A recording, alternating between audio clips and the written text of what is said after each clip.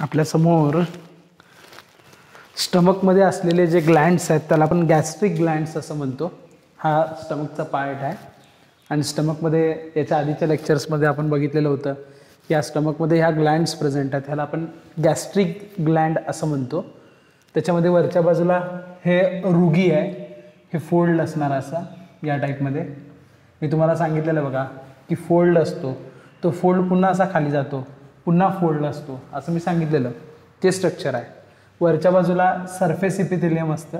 हा मधला पेस पार्ट जो आहे ह्याला आपण ओपनिंग ऑफ गॅस्ट्रिक ग्लँड असं म्हणतो, ओपनिंग ऑफ गॅस्ट्रिक ग्लँड. आणि हा बेसल पार्ट आहे आणि वर वर वर असे सगळे सेल अरेंज आहेत. तर हे सगळे सेल्स ह्याला आपण गॅस्ट्रिक ग्लँड म्हणतो. त्याच्यामध्ये पहिला जो सेल आहे त्याला आपण ऑक्झेंटिक म्हणतो, चीफ सेल आहे. त्याचबरोबर म्युकस सेल प्रेझेंट आहे. त्याच्यानंतर आर्जेंटॅफिन सेल प्रेझेंट आहे आणि फायनली जी सेल प्रेझेंट आहे. तर आपण गॅस्ट्रिक ग्लँडच्या इन्फॉर्मेशनला सुरू करणार आहे. मी सगळं लिहून ठेवलं आधी, कारण हे सोपं आहे एकदम. फक्त याचं सिक्रिशन ॲट अ ग्लान्स सगळं माहीत पाहिजे की कुठले कुठले एन्झाईम्स किंवा हॉर्मोन्स सिक्रिट होतात ते आपल्याला बघायचं आहे.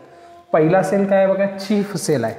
गॅस्ट्रिक ग्लँडमधला पहिला जो सेल आहे तो चीफ सेल आहे. या सगळ्याला आपण गॅस्ट्रिक ग्लँड असं म्हणतो. याला आपण गॅस्ट्रिक ग्लँड्स असं आपण म्हणतो, called as a gastric glands. Gastric ग्लँड्समध्ये पहिला कुठला आहे, चीफ सेल किंवा पेप्टिक सेल किंवा झायमोजेनिक सेल. 3 नाव आहेत, लक्षात ठेवा. एक आहे चीफ सेल, दुसरं नाव आहे पेप्टिक सेल आणि तिसरं आहे झायमोजेनिक सेल. आता यांचं सिक्रिशन काय आहे, तर हे गॅस्ट्रिक एन्झाईम सिक्रिट करतात. गॅस्टर हा शब्द काय आहे, स्टमक. स्टमकमध्ये जे एन्झाईम सिक्रिट होतात त्याला आपण गॅस्ट्रो एन्झाईम किंवा त्याला प्रो एन्झाईम म्हणतात. आता इथं प्रो का म्हणायचं, कारण ते एन्झाईम इनॲक्टिव्ह असतात, त्याला ॲक्टिव्ह करावं लागतं, त्याशिवाय स्टमकमध्ये डायजेशन होत नाही, म्हणून त्याला आपण प्रो एन्झाईम असं म्हणतो. आणि त्याच्यानंतर त्या प्रो एन्झाईमला आपण झायमोजन असं म्हणतो. ओके, कारण सेलचं नाव आहे झायमोजेनिक. काय सिक्रिट करतात बघा, पेप्सिनोजन आणि प्रोरेनिन हे 2 एन्झाईम इनॲक्टिव्ह फॉर्ममध्ये झायमोजन सेल किंवा gastric enzyme chief cell secrete करतात. इनॲक्टिव्ह आहे. कसं आहे, इनॲक्टिव्ह. हे सगळ्यात महत्त्वाचं आहे. ह्याला ॲक्टिव्ह करावं लागतं. हे आता इनॲक्टिव्ह आहे. काय काय इनॲक्टिव्ह आहे, पेप्सिनोजन आणि प्रोरेनिन. प्रो याचा अर्थ अजून इनॲक्टिव्ह आहे आणि ज्याच्या शेवटी GEN लागतं तो सुद्धा इनॲक्टिव्ह आहे. हे पाठच करावं लागेल. चीफ सेल म्हणजेच पेप्टिक सेल म्हणजेच झायमोजेनिक सेल काय सिक्रिट करतो, पेप्सिनोजन आणि प्रोरेनिन सिक्रिट करतो. स्मॉल अमाऊंट कशाचं आहे, तर गॅस्ट्रिक अमायलेज सुद्धा सिक्रिट होतं. पण अमायलेजचं फंक्शन आपण बघितलंय, सलायव्हरी अमायलेज माउथ कॅव्हिटीमध्ये होता, तो सलायवामध्ये होता म्हणून त्याला आपण सलायव्हरी अमायलेज म्हणत होतो. हा गॅस्ट्रिक अमायलेज आहे. हा कामच करत नाही, हा सिक्रिट होतो पण याचं काम नाही. कारण का, ॲसिडिक pHला जर स्टमकमध्ये जर ॲसिडिक कंडिशन असेल तर त्या ॲसिडिक कंडिशनला अमायलेज काम करत नाही. लक्षात ठेवा, स्टमकमध्ये डायल्यूट HCl आहे. HCl याचा अर्थ काय, हायड्रोक्लोरिक ॲसिड, आणि त्यामुळं ॲसिडिक pH 1.7 आहे. लक्षात ठेवा, pH किती राहणार आहे, 1.7. आणि हा जो 1.7 pH आहे याला हा अमायलेज काम करत नाही. अमायलेजचं फंक्शन जर व्हायचं असेल तर 6.7 pH लागतो, स्लाइटली ॲसिडिक लागतं. हे हाय ॲसिडिक आहे. ओके, त्याच्यानंतर गॅस्ट्रिक लायपेज हे स्मॉल अमाऊंट ऑफ फॅट जे आपण खातो ना त्याचं डायजेशन करतं. दुसरा सेल आहे ऑक्झेंटिक सेल. कुठं आहे बघा, ऑक्झेंटिक सेल. हा जो सेल आहे, स्टमकमध्ये आतल्या बाजूला भरपूर सेल प्रेझेंट असतात, कारण डायजेशनला HClची गरज आहे. HCl म्हणजे हायड्रोक्लोरिक ॲसिड, आणि हायड्रोक्लोरिक ॲसिड कोण सिक्रिट करतं, ऑक्झेंटिक सेल सिक्रिट करतं. ऑक्झेंटिक सेललाच आपण परायटल सेल असं म्हणतो. आणि स्टमकमध्ये ह्या सेलचा किंवा ह्या ग्लँडचा नंबर मॅक्झिमम असतोय. सिक्रिशन कुणाचं आहे बघा, HCl. आणि सगळ्यात महत्त्वाचं अजून एक आहे, लक्षात ठेवायचं, कॅस्टल इंट्रन्सिक फॅक्टर. कुठला, कॅस्टल इंट्रन्सिक फॅक्टर. ह्याचा रोल काय आहे ते मी नंतर सांगतो. आता लक्ष द्या, ऑक्झेंटिक सेललाच आपण परायटल सेल असं म्हणतो. मॅक्झिमम नंबर ह्याचं असतं आणि हे HCl सिक्रिट करतं. HCl म्हणजे काय, हायड्रोक्लोरिक ॲसिड. आणि कॅस्टल इंट्रन्सिक फॅक्टर हे 2 फॅक्टर किंवा 2 हे जे काय पार्ट्स आहेत ते सिक्रेट कुणाकडनं होतात, ऑक्झेंटिक सेल किंवा परायटल सेलकडनं सिक्रेट होतात. नंतर स्मॉल अमाऊंट कुणाचं आहे, चीफ सेलला आपण पेप्टिक सेल किंवा झायमोजेनिक सेल असं म्हणतो. गॅस्ट्रिक एन्झाईम, प्रो एन्झाईम किंवा झायमोजन म्हणायचं, pH 1.7 आहे. पेप्सिनोजन आणि प्रोरेनिन हे 2 इनॲक्टिव्ह एन्झाईम्स असतात, ते सिक्रेट होतात. त्याचबरोबर स्मॉल अमाऊंट गॅस्ट्रिक अमायलेज आणि गॅस्ट्रिक लायपेज याचं आहे. अमायलेज वर्किंगच करत नाही, कारण त्यासाठी pH 6.7 लागतो, पण स्टमकमध्ये pH 1.7 आहे. आणि गॅस्ट्रिक लायपेज हा fat, small amount of fat digestion हे गॅस्ट्रिक लायपेजकडून होतं. ओके, तर हे 2 सेल झाले. याच्या पुढचे सेल बघूया. तिसरा जो सेल आहे त्याला आपण म्युकस सेल असं म्हणतो. आता आपण 2 सेल बघितले. पहिला सेल जो बघितला तो कुठला बघितला, ज्याला आपण ऑक्झेंटिक सेल असं चीफ सेल असं म्हणतो. दुसरा सेल आपण बघितला ऑक्झेंटिक सेल. आता आपल्याला तिसरा सेल बघायचा आहे. ओके, त्या तिसऱ्या सेलला आपण चीफ सेल असं म्हणतो. नॉट चीफ सेल, त्याला आपण चीफ सेल नाही म्हणत, आपण त्याला म्युकस सेल असं म्हणतो. आणि म्युकस सेलचं दुसरं नाव आहे, सगळ्यात महत्त्वाचं आहे, गोबलेट सेल. आता म्युकस सेलचं फंक्शन काय, तर सिक्रिशन ऑफ म्युकस, चिकट पदार्थ जो असतो, सिक्रिशन ऑफ म्युकस, त्याला आपण म्युकस असं म्हणतो. Secretion of mucus. ह्या म्युकसचा उपयोग काय होतो, तर स्टमकमध्ये ॲसिडिटी भरपूर आहे. ॲसिडिटीमुळे आतल्या बाजूला एक्सकॉरेशन होण्याची शक्यता जास्त आहे. म्हणजे काय, स्टमक जर समजा ॲसिडिटी वाढली तर आतलं जे स्टमकचं लायनिंग असतं, स्टमकच्या आतल्या बाजूला जी वॉल आहे, त्याचं जे लेअर आहे ते बर्न होण्याची शक्यता जास्त आहे. किंवा आपल्याला ॲसिडिटी वाढल्यामुळं आग झाल्यासारखी होती, ती होऊ नये म्हणून आतल्या बाजूला एक चिकट पदार्थ असतो, त्याला आपण म्युकस असं म्हणतो. आणि ते म्युकस सिक्रेट करणारे जे सेल आहेत त्याला आपण काय म्हणतो, म्युकस सेल्स, किंवा त्याला आपण काय म्हणतो, गोबलेट सेल्स असं आपण म्हणतो. तर हे लक्षात ठेवा, सगळ्यात महत्त्वाचं आहे, सिक्रिशन ऑफ म्युकस हे त्याचं फंक्शन आहे.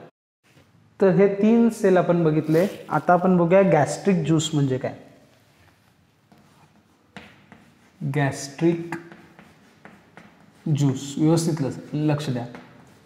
गॅस्ट्रिक ज्यूस याचा earth the mixture of all 3 glands.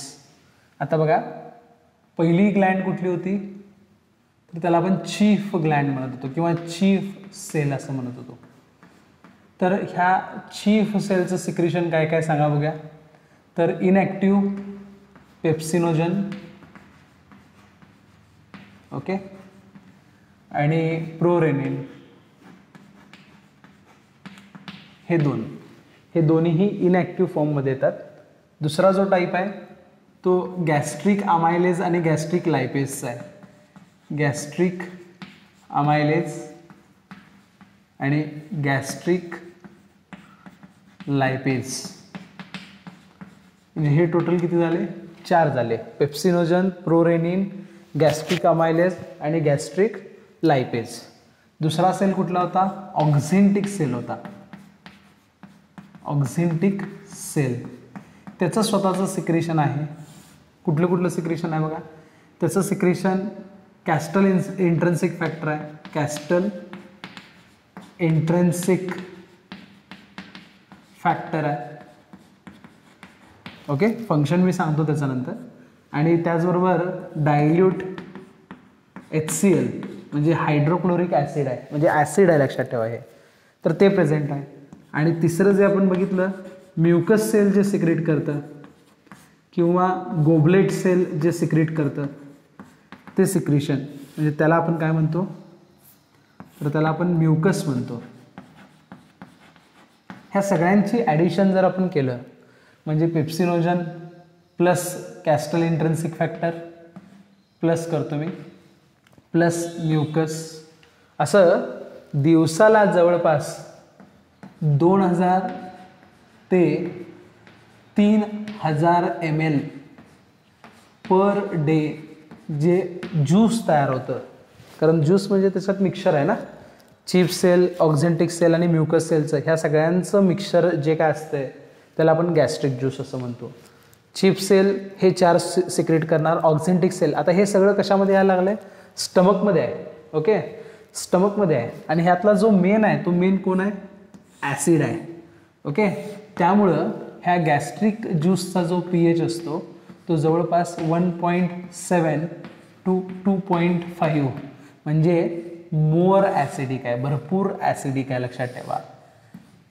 More acidic और हाय ॲसिडिक अशी कंडिशन गॅस्ट्रिक ज्यूसची आहे आणि ते गॅस्ट्रिक ज्यूस आपल्या स्टमकमध्ये सिक्रेट होतं. आता ह्याचं फंक्शन काय ते पण मी सांगणार आहे, पण गॅस्ट्रिक ज्यूस म्हटल्यानंतर त्याच्यामध्ये नेमकं काय काय येतं हे आपल्याला माहीत असणं फार गरजेचं आहे. पेप्सिनोजन त्याच्यामध्ये येणार, बरोबर आहे. क्लोरेनिन आहे, गॅस्ट्रिक अमायलेज आहे, गॅस्ट्रिक लायपेज आहे, कॅस्टल इंट्रन्सिक फॅक्टर आहे, सगळ्यात महत्त्वाचं डायल्यूट HCl आहे आणि म्युकस आहे. तर हे सगळं त्याच्यामध्ये प्रेझेंट असतं. म्युकसचं काय फंक्शन आहे? आता ॲसिडिटी म्हणजे जळजळणं. स्टमकच्या आतल्या बाजूला जे काही लेयर्स असतात ते लेयर्स बर्न होऊ नये, त्याच्यापासून प्रोटेक्शन व्हावं, म्हणजे प्रिव्हेंट एक्स्कॉरेशन. लक्षात ठेवा, NCERTच्या बुकमध्ये हा वर्ड आहे, इट प्रिव्हेंट एक्स्कॉरेशन म्हणजे बर्निंगपासून थांबवतं. त्यामुळे आतल्या बाजूला काय म्युकसचं लेअर असतं, चिकट पदार्थ असतो. सर्दी झाली की आपल्या नाकातनं म्युकस बाहेर येतं, तसंच सेम म्युकस स्टमकच्या आतल्या बाजूने त्याचं लायनिंग असतं, तर ते म्युकस त्याच्यामध्ये प्रेझेंट आहे. ह्या सगळ्या सिक्रिशनचं जर समजा आपण मिक्सिंग केलं तर त्याला आपण काय म्हणतो? गॅस्ट्रिक ज्यूस असं म्हणतो. तर हे लिहून घ्या, सगळ्यात महत्त्वाचं आहे. ह्याचा pH असतो 1.5 to 2.5. हे कुणामध्ये असतं? तर हे मोठ्या लोकांच्यात असतं, म्हणजे अडल्टमध्ये असतं. पण बेबी जे असतात, लहान मुलं जी असतात, ओके, तर त्यांचा जो pH असतो तो जवळपास 5 pH पर्यंत असतं. लक्षात ठेवा, 5 pH पर्यंत असतं. हे कुणाच्यात? लहान मुलांच्यात स्टमकमधला जो pH असतो तो 5 pH असतो. हे लक्षात ठेवावं लागेल. यामध्ये काय काय कळालं? समजतंय का? डाऊट आहे का बघा? ठीक. आता त्याच्यानंतर 2 एंडोक्राइन सेल्स प्रेझेंट आहेत. एंडोक्राइन याचा अर्थ तुम्हाला कळतं विदाऊट डक्ट. एंडोक्राइन सेल्स आहेत किंवा ग्लँड आहे, एंडोक्राइन ग्लँड. आता तुम्हाला मी सांगितलं बघा की एक्झोक्राइन कशाला म्हणायचं आणि एंडोक्राइन कशाला म्हणायचं. तुम्हाला जर हे आठवत नसेल तर पॅनक्रियाजचं जे काय लेक्चर मी घेतलेलं होतं त्या पॅनक्रियाच्या लेक्चरमध्ये जाऊन बघा की एक्झोक्राइन म्हणजे काय आणि एंडोक्राइन म्हणजे काय. आणि जर समजतच नसेल तर लक्षात ठेवा, एंडोक्राइन हा असा पार्ट आहे जो स्वतःचं सिक्रिशन स्वतः तयार करतो, म्हणजे एक लिक्विड तयार करतो, हॉर्मोन तयार करतो, एन्झाईम तयार करतो आणि तो without pipe, without duct release करतो, त्याला म्हणायचं एंडोक्राइन. आणि ज्या ग्लँडला डक्ट प्रेझेंट असते त्याला म्हणायचं एक्झोक्राइन. ओके, एवढं लक्षात ठेवा. तर एंडोक्राइन सेल्स हे कुठं प्रेझेंट असतात? तर सगळ्यात खालच्या साईडला प्रेझेंट असतात. मी इथं लिहितो बघा, it is present at base. जो मेन बेसचा पार्ट आहे ना, हा पार्ट, हा वाला जो पार्ट आहे ना, मी इथं डार्क करतो बघा, हा पार्ट, हा बेस पार्ट आहे. त्याच्यामध्ये 2 टाईपचे सेल्स आहेत, दिसत आहेत. एक आहे अर्जेंटॅफिन सेल, अर्जेंटॅफिन सेल, आणि दुसरा जो सेल आहे त्याला आपण जी सेल असं म्हणतो. आता जी सेल जो आहे तो गॅस्ट्रिक सेल आहे. तो एक हॉर्मोन रिलीज करतो, त्या हॉर्मोनचं नाव आहे गॅस्ट्रीन. हॉर्मोन आहे. आणि अर्जेंटॅफिन सेल जो आहे तो 3 टाईपची सिक्रिशन सिक्रेट करतो. फर्स्ट आहे सिरोटोनिन, लिहून ठेवा, सिरोटोनिन. त्याच्यानंतर आहे सोमॅटोस्टॅटिन, सोमॅटोस्टॅटिन, सिरोटोनिन, सोमॅटोस्टॅटिन. याला अंडरलाईन करा. जी सेलचं सिक्रेशन आहे गॅस्ट्रीन. गॅस्ट्रीन हा हॉर्मोन आहे, हे लक्षात ठेवा. गॅस्ट्रीन हॉर्मोन आहे. सोमॅटोस्टॅटिन, सिरोटोनिन आणि अजून एक आहे त्याचं नाव आहे हिस्टॅमाइन. हिस्टॅमाइन लक्षात ठेवा. हे 3 सिक्रिशन कोण सिक्रेट करतं? अर्जेंटॅफिन सेल सिक्रेट करतं. अर्जेंटॅफिन सेलचे 3 सिक्रेशन. पहिला SSH, अर्जेंटॅफिन म्हणलं की SSH लक्षात ठेवा. सिरोटोनिन, सोमॅटोस्टॅटिन आणि हिस्टॅमाइन. ह्याचे रोल सगळ्यात महत्त्वाचे आहेत, मी सांगणार आहे ते लिहून घ्यावे लागतील. आणि जी सेल काय सिक्रेट करतं? तर गॅस्ट्रिन नावाचा जो हॉर्मोन आहे तो हॉर्मोन सिक्रेट करतो. आता लिहून घ्या मी जे सांगतो ते. आता यातला सिरोटोनिन जो आहे की नाही त्याला आपण 5 हायड्रॉक्सी ट्रिप्टॅमाइन सुद्धा म्हणतो. 5 हायड्रोऑक्सी ट्रिप्टॅमाइन TRYPTAMINE 5 हायड्रॉक्सी ट्रिप्टॅमाइन. काय लिहून देऊ बघा. सिरोटोनिन 5 हायड्रॉक्सी ट्रिप्टॅमाइन ह्याला शॉर्टमध्ये 5HT म्हणतात, म्हणजे हायड्रॉक्सी ट्रिप्टॅमाइन. सिरोटोनिनचं दुसरं नाव आहे, सगळ्यात महत्त्वाचं आहे सिरोटोनिन. दुसरा आहे सोमॅटोस्टॅटिन आणि तिसरा आहे हिस्टॅमाइन. आणि गॅस्ट्रिक सेल एक हॉर्मोन सिक्रेट करतं, त्याचं नाव आहे गॅस्ट्रिन. लक्षात ठेवा. ओके. आता याचे फंक्शन्स आपण डिटेलमध्ये बघूया की नेमकं हे हॉर्मोन्स आहेत, ह्याचे फंक्शन्स काय काय ते आपण बघूया. आता पहिलं फंक्शन आपल्याला बघायचं आहे सिरोटोनिन. ओके. सिरोटोनिनचं मी काय नाव सांगितलं, 5 हायड्रॉक्सी ट्रिप्टॅमाइन. ओके. इन शॉर्ट याला काय म्हणतात, 5HT. 5HT हायड्रॉक्सी ट्रिप्टॅमाइन म्हणजे काय झालं, सिरोटोनिन झालं. सिरोटोनिन हा लक्षात ठेवा वॅसो कन्स्ट्रिक्टर आहे. वॅसो कन्स्ट्रिक्टर ह्याचा अर्थ काय, वॅसो याचा अर्थ ब्लड वेसल. वॅसो याचा अर्थ काय, ब्लड वेसल. आणि कन्स्ट्रिक्ट याचा अर्थ बारीक करणं. म्हणजे बघा समजा ही ब्लड वेसल असेल, ही ब्लड वेसल आहे आणि हे ब्लड वेसलचं होल आहे आतल्या बाजूला, मोठं आहे ना, हे एवढं मोठं आहे. वॅसो कन्स्ट्रिक्टर म्हणजे काय, हे जे आतल्या बाजूला ब्लड वेसलचं होल आहे ना ते लहान करणं. हे होल किती मोठं आहे बघा आणि हे होल किती लहान आहे, म्हणजे मोठं जे होल आहे ते बारीक झालं, म्हणजेच ब्लड वेसल काय झाली, कन्स्ट्रिक्ट झाली. त्याला काय म्हणायचं, वॅसो कन्स्ट्रिक्टर. काय म्हणायचं, वॅसो कन्स्ट्रिक्टर. हे काम कुणाचं आहे, सिरोटोनिनचं काम आहे. हे पहिलं काम झालं. दुसरं काम काय, स्मूथ मसल्स जे असतात की नाही, स्मूथ मसल याचा अर्थ इंटरनल ऑर्गनमध्ये जे मसल्स असतात त्याला आपण विसरल मसल असं म्हणतो. म्हणजे स्टमकमध्ये जे आतल्या साईडला मसल्स आहेत ना ते स्मूथ मसल्स, त्याचं कॉन्ट्रॅक्शन आपल्या हातात नसते, आपल्या कंट्रोलमध्ये नसते. आता फॉर एक्झाम्पल इथं पण मसल आहे, मला असं फेकायचं आहे, मग फेकू काय नको हे माझ्या मनात आहे, मी कंट्रोल करू शकतो आहे. तसं माझ्या स्टमकच्या आतल्या बाजूला जे मसल्स आहेत त्याला म्हणलं की तू कॉन्ट्रॅक्ट होऊ नको तर ते होणार किंवा होणार नाही, असं काय करणार आहे, काय नाही करणार. म्हणजे अशा मसल्सवरती आपला कंट्रोल नसतो. ते मसल्स जे असतात त्याला आपण स्मूथ किंवा विसरल मसल, किंवा अजून एक त्याचं नाव आहे इनव्हॉलंटरी, म्हणजे अनैच्छिक, ज्याच्यावरती इच्छा असून सुद्धा आपला कंट्रोल. आता हार्टमध्ये सुद्धा मसल्स प्रेझेंट आहेत, त्याच्यावरती आपला काय कंट्रोल आहे, काय नाही आहे. आपण सांगू शकतो का हार्टला हार्ट थांब, नाही सांगू शकत, ते आपल्या कंट्रोलमध्ये नाही आहे. म्हणजे ज्या मसल्स आपल्या कंट्रोलमध्ये नसतात त्याला आपण इनव्हॉलंटरी म्हणतो. स्मूथ मसल किंवा विसरल मसल याचा अर्थ काय, जे आपल्या शरीराच्या आतल्या बाजूला ऑर्गन प्रेझेंट असतात त्या ऑर्गन्सना आपण विसरल मसल्स, त्या ऑर्गनमधल्या मसल्सना आपण विसरल किंवा स्मूथ मसल असं म्हणतो.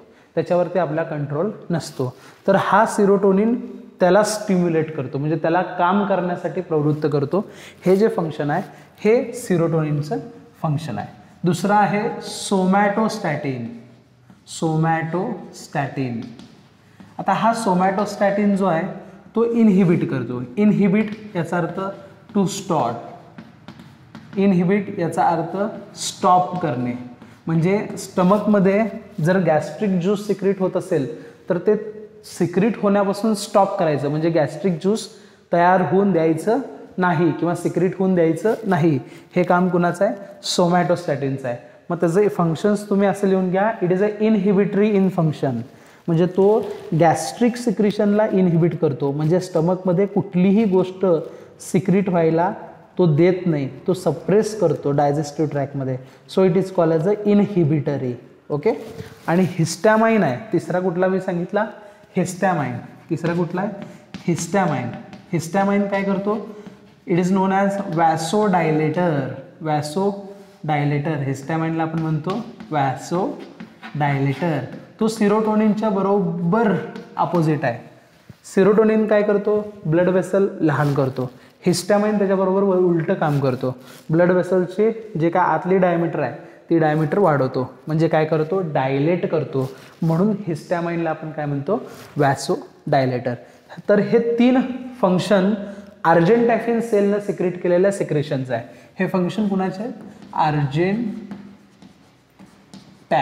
सेल हा एंडोक्राइन सेल आहे. हा जे सिक्रेशन ह्याचे सिक्रेशन 3 आहेत: सिरोटोनिन, सोमॅटोस्टॅटिन आणि हिस्टॅमाइन. आणि त्याचे फंक्शन्स मी तुम्हाला सांगितलेले आहेत. तर हा एक पार्ट झाला अर्जेंटॅफिनचा. आता मी तुम्हाला घेऊन जाणार आहे जी सेल्स, म्हणजे गॅस्ट्रिन नावाचा हॉर्मोन जो रिलीज करतो की नाही त्याच्याबद्दल आपण बोलायचं आहे. नेक्स्ट पॉईंट आहे गॅस्ट्रिन. जी सेल. जी सेल कुठला हॉर्मोन सिक्रेट करतं? Gastrin hormone. लक्षात ठेवा, याच्यावरती MCQ विचारतात. हे कुणाचं सिक्रेशन आहे? जी सेलचं सिक्रेशन आहे. कुणाचं? जी सेलचं. आणि स्टमकचा हा जो रिजन आहे ह्या रिजनला आपण पायलॉरिक असं म्हणतो. आणि ह्या पायलॉरिक रिजनमध्ये मॅक्झिमम जी सेल्स असतात आणि ते गॅस्ट्रिन नावाचा हॉर्मोन सिक्रेट करतात. आणि हे गॅस्ट्रिन काय करतं बरं? तर स्टमकमध्ये जे गॅस्ट्रिक ग्लँड्स आहेत ना, गॅस्ट्रिक ग्लँड्स म्हणजे मगाशी आपण बघितले चीफ सेल, म्युकस सेल, हे जे ग्लँड्स आहेत ना ह्यांना सिक्रेट करायला प्रवृत्त करते, स्टिम्युलेट करते. म्हणजे जेणेकरून ते ग्लँड्स गॅस्ट्रिक ज्यूस सिक्रेट करतात. म्हणजे गॅस्ट्रिन हॉर्मोनचा रोल काय? It stimulate secretion of gastric juice. म्हणजे स्टमकमध्ये डायजेशन होण्याकरता गॅस्ट्रिक ज्यूसचं सिक्रेशन करण्यासाठी दिस गॅस्ट्रिन हॉर्मोन इज रिस्पॉन्सिबल. मी जे काय सांगितलं ते टप्प्याने व्यवस्थित नोटबुकमध्ये नोट करून घ्या, सगळ्यात महत्त्वाचं आहे. ओके, तर हे सगळं मी सांगितलं गॅस्ट्रिक ग्लँडबद्दल. आता फूड कुठं आलेलं आहे सांगा बघूया. फूड आता स्टमकमध्ये आलेलं आहे. आता ह्या फूडमध्ये हे गॅस्ट्रिक ज्यूस मिक्स होणार. आधी सलायवरी ग्लँडमुळं फूड हे कसं होतं? सॉफ्ट बेसिक होतं. त्याचा pH किती होता? 6.7. आणि ॲक्शन कुठल्या एन्झाईमची होती? सलायवरी अमायलेज. आता ते फूड खाली आलं. फूड खाली आल्यानंतर त्यात हे गॅस्ट्रिक ज्यूस मिक्स होणार. त्यामुळे आता जे फूड तयार होतं ते ॲसिडिक फूड तयार होतं. आणि ॲसिडिक फूडला आपण चाईम असं म्हणतो. ॲसिडिक फूडला आपण काय म्हणतो? चाईम. CHYME. चाईम याचा अर्थ स्टमकमध्ये जे ॲसिडिक फूड आहे त्याला आपण चाईम असं म्हणतो. तर गॅस्ट्रिक ज्यूसबद्दल आपलं बघून झालं आहे. तर डायजेशन आपण बघूया. Digestion in stomach. आता आपण गॅस्ट्रिक ज्यूसबद्दल डिटेलमध्ये बघितलं की गॅस्ट्रिक ज्यूसमध्ये काय काय प्रेझेंट असतं. आता हे तुम्हाला पार्टसुद्धा झालेलं असेल. आता आपण पुढच्या पॉईंटला जाऊया. आता बघा नेमकं काय झालं आहे. ही माउथ कॅव्हिटी आहे. ही माउथ कॅव्हिटी आहे. ओके, इथनं खालच्या बाजूला इसोफेगस आहे. ओके, आणि इथून पुढं असं स्टमक आहे.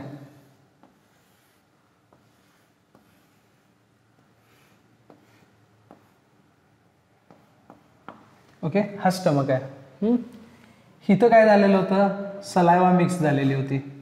आणि सलायवाचा जो काय pH होता तो किती होता? 6.7. ॲक्शन कोणाची चाललेली होती? फूडवरती सलायवरी अमायलेज. बरोबर आहे, ह्याची ॲक्शन फूडवरती चाललेली होती. हे आपण बघितलेलं होतं. इथं काय झालं तर फूड खाली आलं.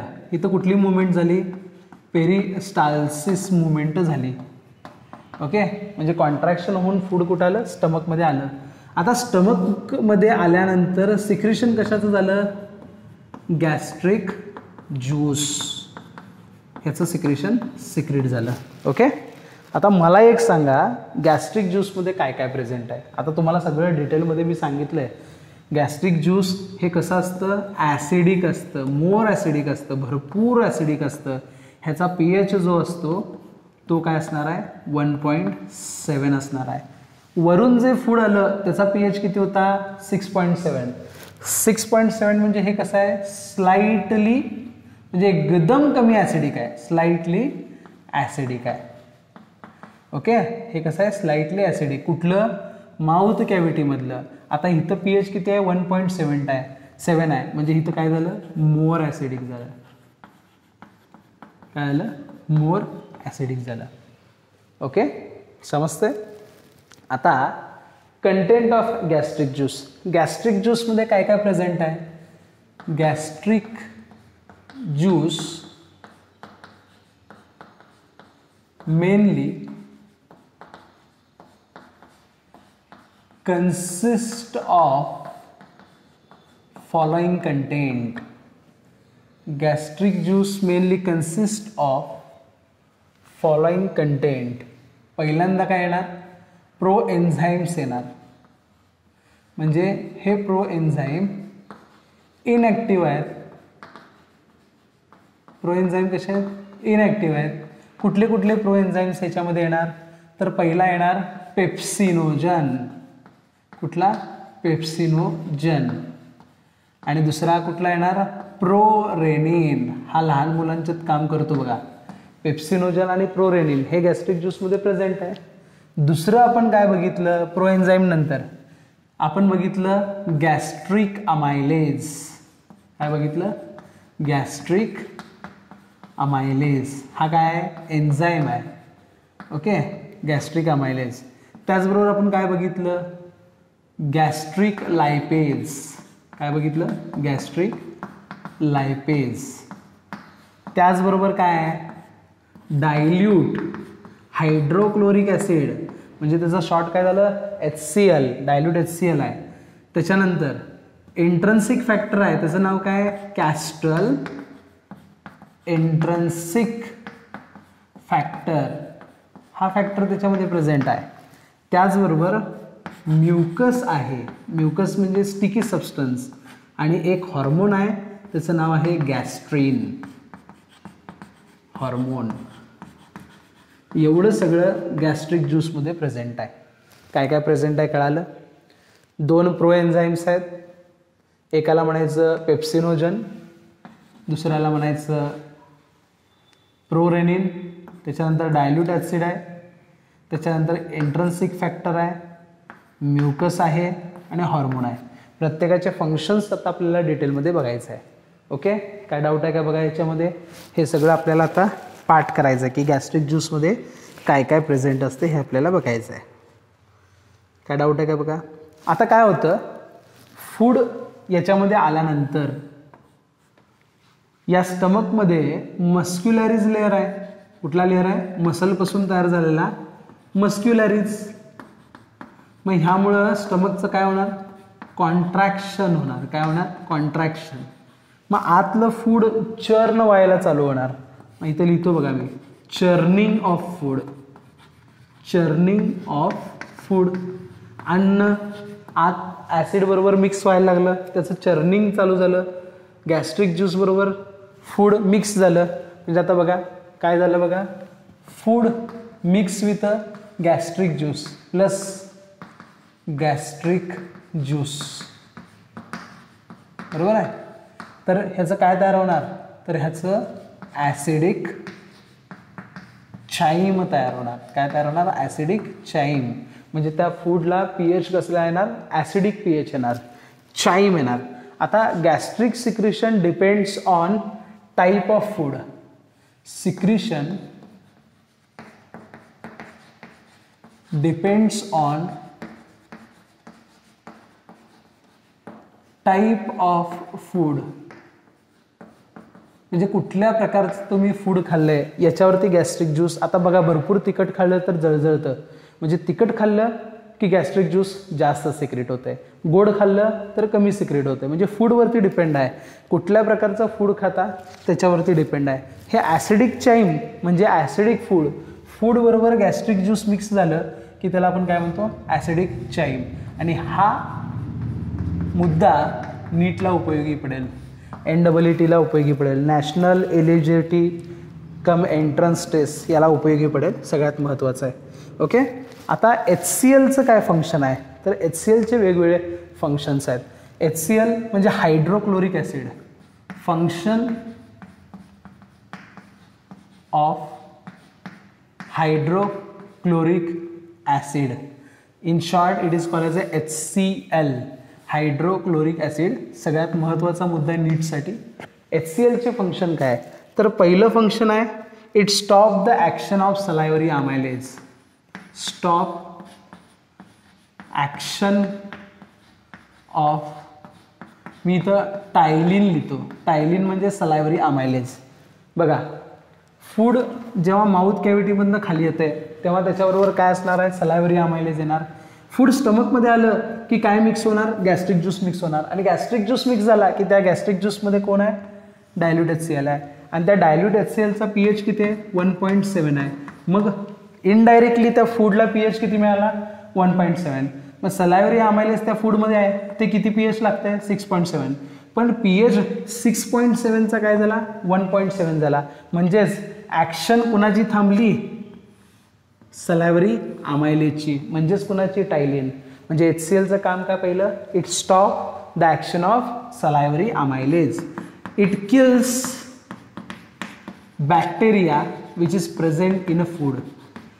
बॅक्टेरिया जर फूडमध्ये राहिल्या असतील तर ते HClच्या ॲसिडिटीमुळे काय होतात, मारले जातात. लक्षात ठेवा. त्याचबरोबर फूड सॉफ्ट होतं. तिसरं फंक्शन आहे food become very soft. Food soft बनतं. ओके. आणि चौथं काय आहे बघा, चौथं सगळ्यात महत्त्वाचं आहे. पेप्सिनोजन जे सिक्रेट झालं की नाही गॅस्ट्रिक ज्यूसमध्ये, ते कसं आहे, इनॲक्टिव्ह आहे. कसं आहे, इनॲक्टिव्ह आहे. तर त्याला पेप्सिन नावाच्या एन्झाईममध्ये कन्वर्ट करतं. आणि पेप्सिन हा कसा आहे, ॲक्टिव्ह आहे. हे कुणाच्या प्रेझेन्समध्ये होतं, डायल्यूट HClच्या प्रेझेन्समध्ये होतं. ही रिॲक्शन लिहून ठेवणं फार गरजेचं आहे. Pepsinogen get converted into pepsin. Pepsinogen कसा आहे, इनॲक्टिव्ह आहे. आणि पेप्सिन कसं आहे, ॲक्टिव्ह आहे. हे फंक्शन कुणाचं आहे, HClचं आहे. मी परत एकदा फंक्शन सांगतो HClचं. It stop the action of salivary amylase. माउथमध्ये सलायव्हरी ग्लँडमधून सलायवा सिक्रेट झाली, डायजेशन सुरू झालं. सलायवामध्ये एन्झाईम कुठला होता, सलायव्हरी अमायलेज. त्याचं दुसरं नाव काय, टायलिन. त्याचा pH किती होता, 6.7. ते फूड जेव्हा स्टमकमध्ये आलं त्यावेळेस स्टमकमध्ये आपोआप pH किती झाला, 1.7. मग 1.7 pH झाला तर मग 6.7ला सलायव्हरी अमायलेज काम करतं. मग 1.7ला करेल का, नाही. म्हणजे फूड खाली आल्यामुळं त्याच्यात HCl मिक्स झाला, त्यामुळे ॲक्शन कुणाची थांबली, सलायव्हरी अमायलेजची ॲक्शन थांबली. हे समजून घ्या. कारण का, सलायव्हरी अमायलेजची ॲक्शन व्हायची असेल तर pH किती लागतं, 6.7. पण स्टमकमध्ये HClमुळे pH किती आहे, 1.7. म्हणजे मोर ॲसिडिक आहे. आणि मोर ॲसिडिकला सलायव्हरी अमायलेज काम करतं का, करत नाही. त्यामुळे इथं सलायव्हरी अमायलेजची ॲक्शन थांबली. ओके. आणि ॲक्शन कुणाची चालू झाली, डायल्यूट HClची चालू झाली. Dilute HCl kills the bacteria, food soft बनवतं. आणि जे गॅस्ट्रिक ज्यूसमध्ये प्रो एन्झाईम आहे ना, प्रो एन्झाईम ज्याला आपण प्रो एन्झाईम म्हणत होतो, पेप्सिनोजन. हा पेप्सिनोजन कसा होता, इनॲक्टिव्ह होता ना. त्याला ॲक्टिव्ह करायचं काम कोण केलं, HClनं केलं. हे 4 HClचे फंक्शन्स आहेत. कळालं का बघा, काय डाऊट आहेत का बघा, लिहून घ्या पटकन, परत परत बघा, सगळ्यात महत्त्वाचं आहे. आता पुढं काय होणार बघा. आता मी काय सांगितलेलं होतं बघा, पेप्सिनोजन नावाचा प्रोएन्झाईम आहे. पेप्सिनोजन हा कसा आहे, इनॲक्टिव्ह आहे. ओके. पेप्सिनोजन हा कसा आहे, इनॲक्टिव्ह आहे. तो कुणाच्या प्रेझेन्समध्ये, दिल नाही, डायल्यूट. ते दिल नाही आहे, डायल्यूट HClच्या प्रेझेन्समध्ये कशात कन्वर्ट झाला, पेप्सिनमध्ये कन्वर्ट झाला. आणि हा पेप्सिन कसा आहे, ॲक्टिव्ह आहे. पेप्सिन हा कसा आहे, ॲक्टिव्ह आहे. लक्षात ठेवा, पेप्सिनमध्ये कन्वर्ट झाला. आता आपण खाल्लेलं जे प्रोटीन असतं, आपल्याला प्रोटीन कशातनं मिळतं, तर कडधान्य आपण खातो, डाळी खातो, चिकन खातो, मटण खातो, त्याचबरोबर अंड्याचा पांढरा जो पार्ट असतो तो खातो, दूध पितो, ह्यातून आपल्याला प्रोटीन मिळतं. आता हे जे प्रोटीन आहे, ह्या प्रोटीनचं डायजेशन चालू झालं. मग proteins in presence of pepsin, pH किती असणार आहे, 1.7 to 1.8. 1.7 to 1.8 हा pH असणार आहे. म्हणजे मोर ॲसिडिक कंडिशन आहे. ही कंडिशन कशी आहे, मोर ॲसिडिक कंडिशन आहे. मग पेप्सिन प्रोटीन कशात कन्वर्ट होतं, पेप्टोन्स प्लस प्रोटीएजेस. प्रोटीन म्हणजे पहिल्यांदा pepsinogen in presence of dilute HCl get converted into pepsin. Pepsin कुणावरती, आपण खाल्लेलं जे काही प्रोटीन असतं की नाही त्या प्रोटीनवरती ॲक्ट होतं पेप्सिन. pH 1.7 पेप्टोन्स अँड प्रोटीओजेसमध्ये कन्वर्ट होतं. तर हे डायजेशन स्टमकमध्ये होतं. म्हणजे स्टमकमध्ये कुणाचं डायजेशन झालं, प्रोटीनचं डायजेशन झालं, काही प्रमाणात फॅटचं झालं, कार्बोहायड्रेटचं डायजेशन होत नाही. ओके, समजतंय. आता गॅस्ट्रिक ज्यूस सिक्रेट कसं होतं, तर आपण जे स्मेल घेतो म्हणजे वेगवेगळ्या पदार्थाचे जे आपल्याला स्मेल येतात त्याची साईट असते किंवा त्याचं टेस्ट जे असतं त्या टेस्टवरती आपल्या बॉडीमध्ये गॅस्ट्रिक ज्यूस किती तयार व्हायचं हे ठरलेलं असतं. तुम्ही मिरचीसारखा ठेचा जर खाल्ला आणि खाल्ल्यानंतर भरपूर गॅस्ट्रिक ज्यूस सिक्रेट झालं, याचा अर्थ काय, मिरचीच्या ठेच्यामुळे भरपूर असं वेगवेगळे पदार्थ आहेत. तेच तुम्ही सोनपापडी, पेढा, लाडू, गोड पदार्थ खाल्ले तर जास्त आपल्याला ॲसिडिटी होत नाही, कारण फूडच्या साईटवरती, स्मेलवरती आणि टेस्टवरती किती गॅस्ट्रिक ज्यूस सिक्रेट व्हावं हे त्याच्यावरती डिपेंड असतं. आणि फायनली ह्या सगळ्या फूडमध्ये ॲसिड आलं, फूड प्लस ॲसिड, ह्याला आपण ॲसिडिक चाईम असं म्हणतो. आणि स्टमकमध्ये ह्या टाईपचं डायजेशन होतं. ओके, काय डाऊट्स आहेत का बघा. डायल्यूट HCl सगळ्यात महत्त्वाचं आहे. फूडला आपण चाईम असं म्हणतो, आणि मग असं जे फूड असतं मग फूड स्मॉल इंटेस्टाईनकडं कन्वर्ट होतं, जातं स्मॉल इंटेस्टाईनकडं. ओके, स्मॉल म्हणजे जे काय स्टमकमध्ये डायजेशन झालं आहे फूड ते फायनली कशात जातं, स्मॉल इंटेस्टाईनमध्ये जातं, पायलोरिक स्फिंक्चरमधून. ओके, तर आत्तापर्यंत जे आपण बघितलो ते स्टमकमधलं डायजेशन बघितलं. आता याच्या पुढे जे आपण बघणार आहे ते स्मॉल इंटेस्टाईनचं डायजेशन बघणार आहे. Okay, thank you.